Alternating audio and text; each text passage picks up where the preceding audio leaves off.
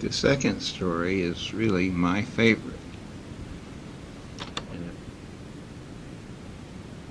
Brer Rabbit's Laughing Place.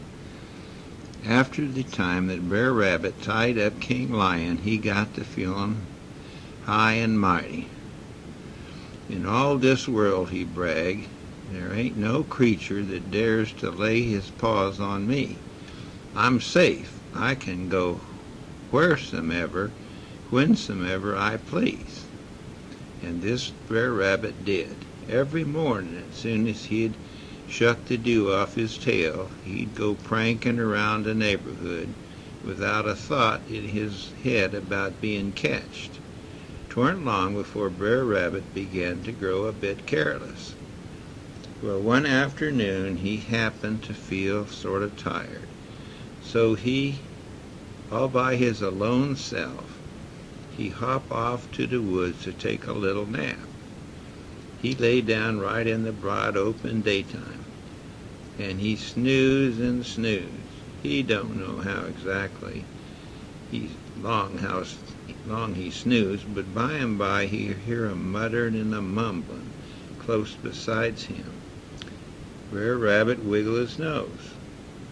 He opened up his eyes just a slip. Lo and behold, he see that he ain't in the woods any more at all. He's somewhere way down the dark insides of a cave. There's a fire crackling in the darkness and popping out red sparks. Brer Rabbit stretched his eyes wide open. He looked to one side, and who does he see gnashing his shiny, sharp teeth but the last person on this earth he want to see, that meanest of all persons, Brer Fox.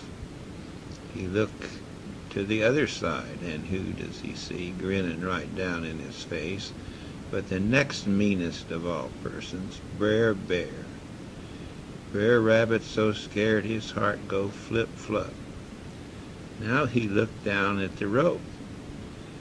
No, he looked down at himself, and what does he see but a big rope tied around and around him, all the way from his foots to his chin.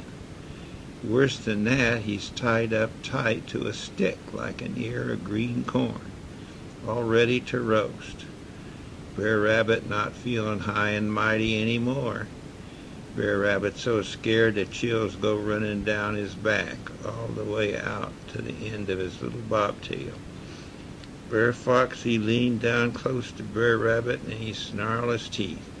I catch you this time, Brer Rabbit. I catch you for sure.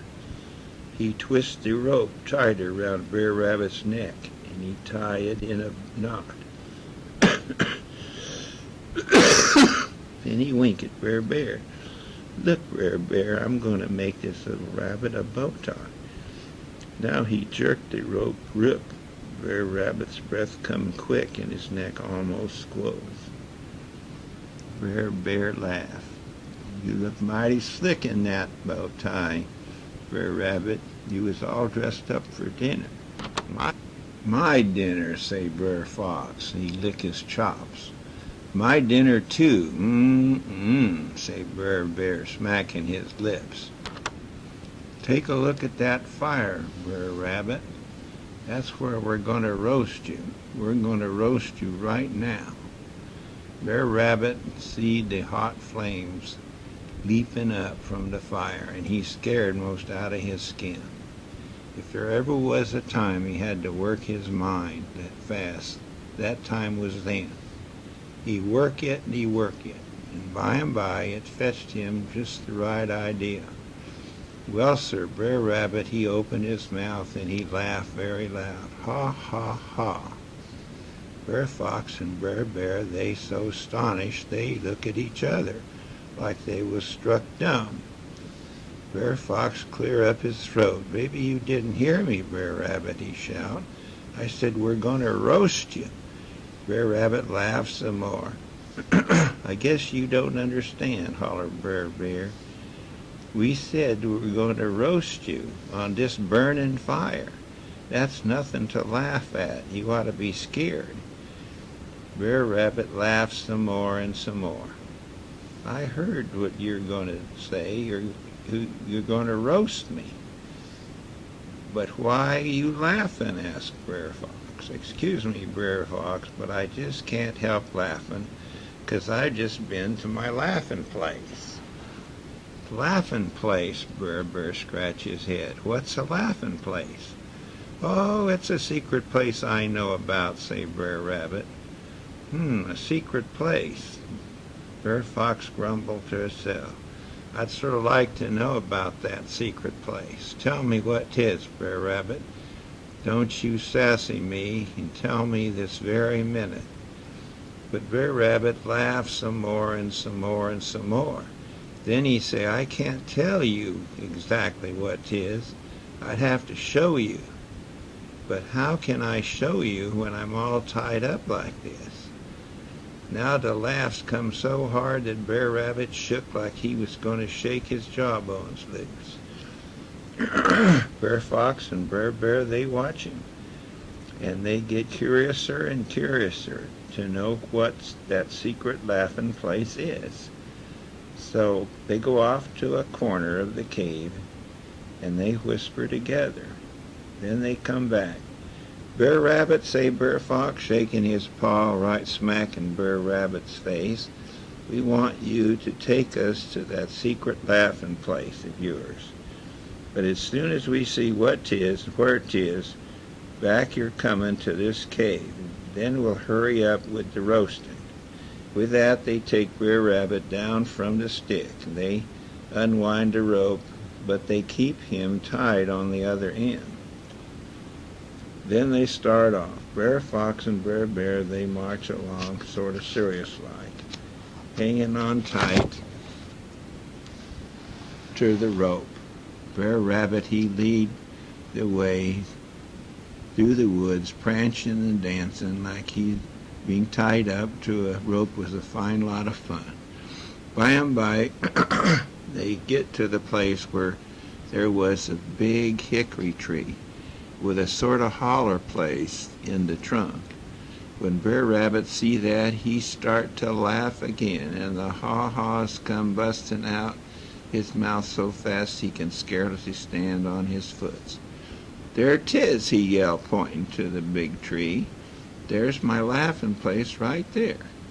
I don't see nothing to laugh at, say Brer Fox.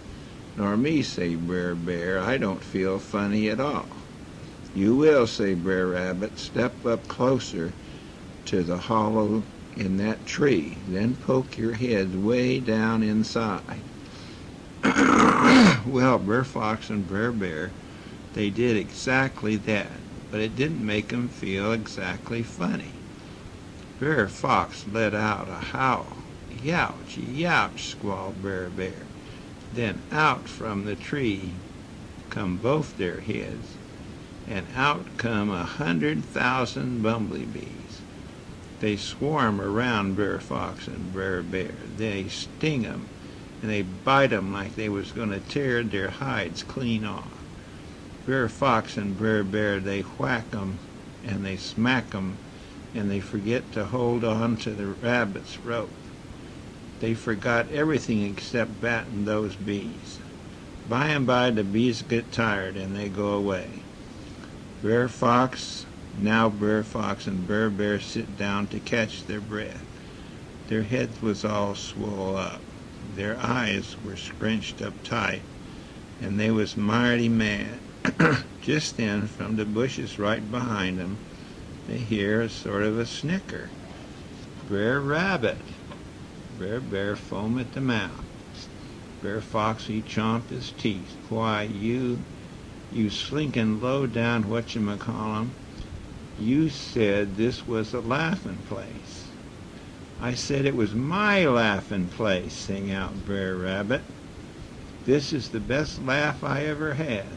With that, he threw back his head and let out such a whoop and big laugh that it echoed all through the woods and down through the gopher tunnels under the ground.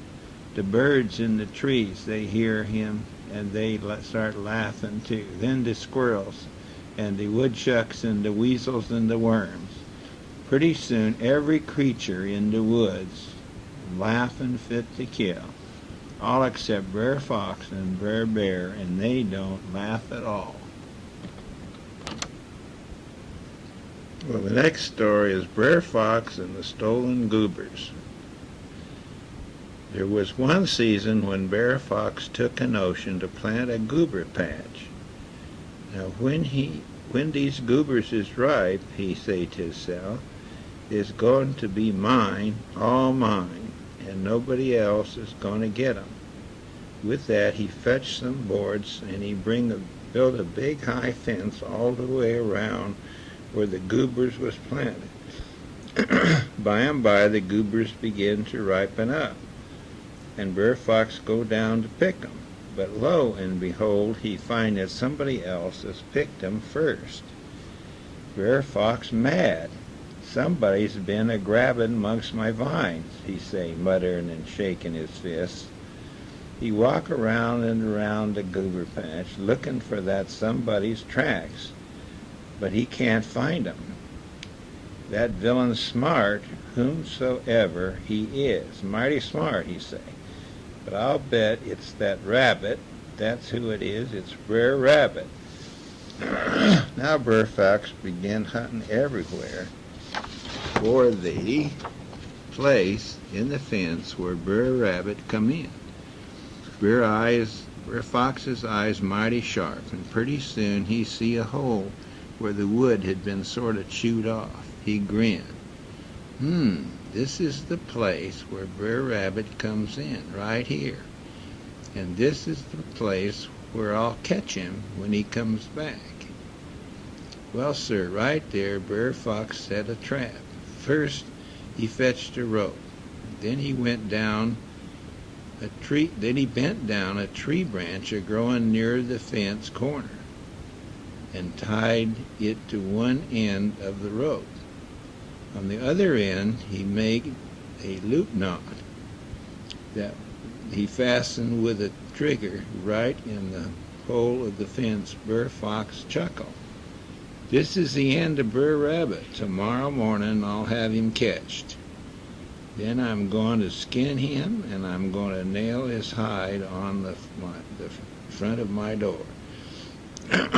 Now Brer Fox go home, and he go to bed. And all that night he dreamed of rabbits, fat rabbits, dancing around in the moonlight, munching goobers and spitting out the shucks. Early the next morning, Brer Fox was still asleep. Sure enough, along come Brer Rabbit, with a sack slung over his shoulder to fill up with goobers. He tiptoed to the fence, and he start to crawl through the hole. Pow! The loop knot catch him just behind his little front paws. Whoop! Up flew the tree branch, and there was Brer Rabbit high up in the air, dangling twixt heaven and earth. And there he swung. First he feared he was going to fall. Then he feared he wasn't going to fall. He yank and pull, and he heave and he haul, but 'tain't no use. This time he know Brer Fox got him catched. While he was singing up there, figuring out he was swinging up there, figuring out a way to get loose. He hears somebody tromping down the road. Presently along come Brer Bear. Now Brer Rabbit began to feel better. Howdy, Brer Bear, he sing out. Brer Bear turned around. Huh? Then he see Brer Rabbit hanging down from the tree on the rope. Hey-o, Brer Rabbit, what you doing up there? Who, me? Oh, I'm just working on a job. Working on a job, Brer Rabbit scratched his head. What sort of work is there to do up there in the air? Scarecrow work. I'm keeping the crows out of Brer Fox's goober patch right down below. Brer Rabbit smiled and he swayed back and forth, humming to himself. Brer Fox paying me lots of money for this work, Brer Bear. Lots of money? How much is he paying you? Now Brer Rabbit take a great big swing, and he crack his heels together like he's the happiest rabbit in the world. "$1 a minute, Brer Bear." "$1 a minute?" Brer Bear just stand there staring at Brer Rabbit with his mouth wide open and his tongue hanging out. "Did you ever make $1 a minute, Brer Bear?" "No, Brer Rabbit, never." "Well, wouldn't you like to make $1 a minute?" Brer Bear keep on looking at Brer Rabbit dangling up there in the tree at the end of a rope, and he sort of back away. "No, thank you, Brer Rabbit. I don't know nothing about that scarecrow work." "It's easy work, Brer Bear. There's nothing to it. All you have to do is just do nothing. And all the time you're doing it, the dollars is just plain piling up. Big round silver dollars." No, them sure silver dollars, Brer Rabbit.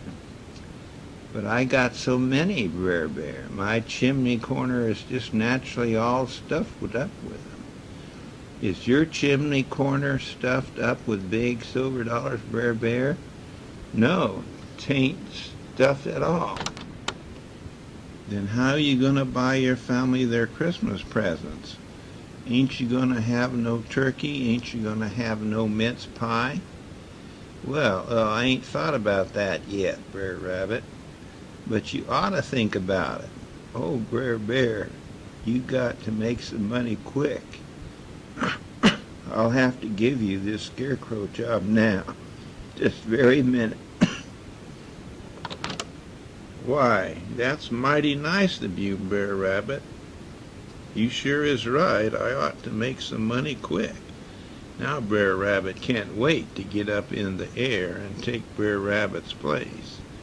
Brer Rabbit show him how to bend down the tree branch, and it weren't long before Brer Bear was swinging in the other end of that rope, and Brer Rabbit was sitting safe and sound on the fence. Well, sir, while all these shenanigans was going on, Brer Fox was just getting up out of bed. He grabbed up his walking cane, and down he run. Buckety, straight to the goober patch. He grinned 'cause he sure he got Brer Rabbit catched in the trap. Then all at once he stopped stock still. There was Brer Rabbit sitting on the fence, gay as can be. "Howdy, Brer Fox," he sing out. "Looks like Brer Bear's been stealing your goobers. I see you got him catched in your trap." "Brer Bear!" holler Brer Fox, and now he come a-galloping. "Why, that trifling, good-for-nothing slink, here's where he gets the worst licking of his life." And with that, he takes his walking stick, and he rush upon Brer Bear. But Brer Rabbit don't wait to see the licking. He jumped down from the fence. He fill up his sack with ripe, delicious goobers, and then he skip off home alone.